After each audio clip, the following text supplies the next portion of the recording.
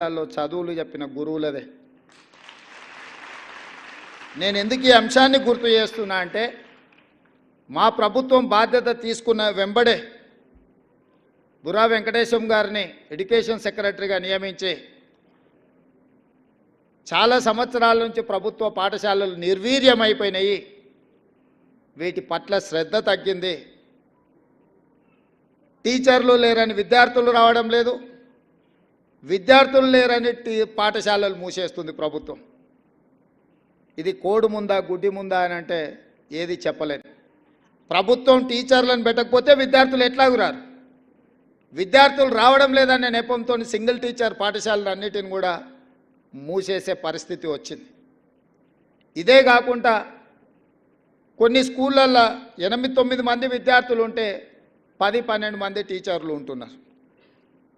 అంటే వివిధ సబ్జెక్ట్స్ చెప్పడానికి ఆ టీచర్లు అవసరం, వివిధ తరగతుల కోసం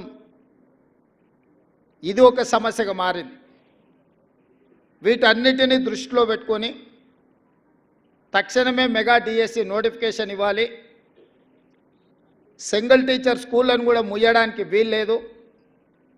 తండాలలో, గూడాలలో, మారుమూల ప్రాంతాలలో ప్రభుత్వ పాఠశాలలను నిర్వహించడం ద్వారా పేదలకు, దళితులకు, గిరిజనులకు విద్యను అందుబాటులోకి తీసుకురావాలి.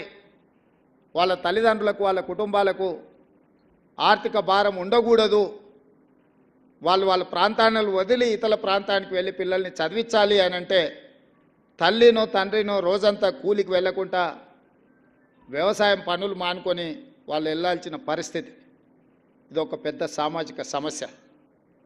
ఆర్థికంగా చూస్తే ఒక టీచర్కి 50,000, 60,000, 70,000 జీతం ఇవ్వడం, ఆ పాఠశాల నిర్వహణకు అత్యధికంగా ఖర్చు అవ్వడం, ఆ పాఠశాలలో 6-7 మంది విద్యార్థులు ఉంటే ఇప్పుడే మా అధికారి చెప్తున్నారు ఒక విద్యార్థి మీద 80,000 రూపాయలు మనం ఖర్చు పెడుతున్నామని యావరేజ్గా.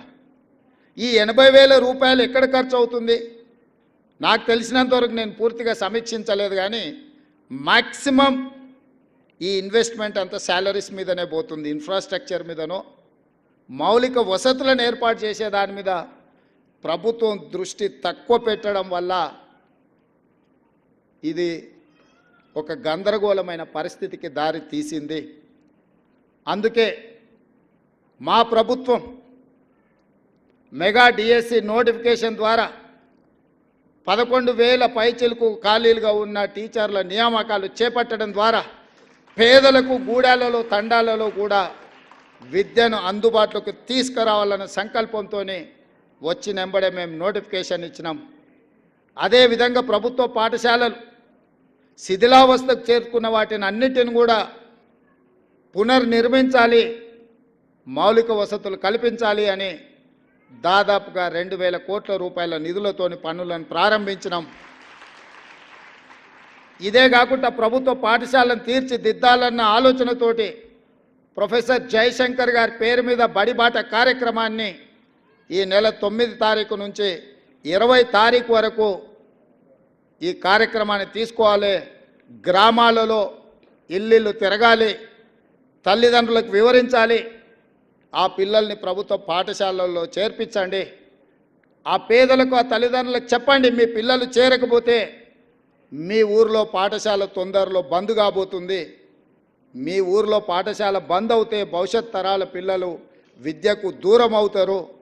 పేదలు ఎప్పుడైతే విద్యకు దూరం అవుతారో ఆర్థికంగా వాళ్ళు చితికిపోతారు.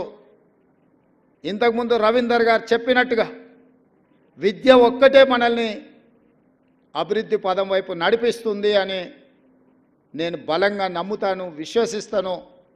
అందుకే ప్రొఫెసర్ జయశంకర్ బడిబాట కార్యక్రమాన్ని ఈరోజు